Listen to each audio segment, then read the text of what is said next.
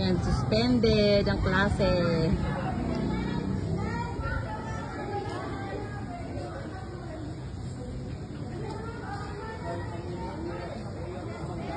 Ano, suspended, umuulan, no? Bumabagyo po, oh. Lakas ang hangin, no? Inis pa kami. Ha? Sigaw ako ng sigaw, di mo ko narinig. Bye-bye, princess. Anong ginawa mo? Bumak kami sa CR. Ay, Bukas kaya may namin yung CR. bukas kaya may klase pa kayo. Pag bagyo. O, bye-bye na. Keep safe mo sila. Ah?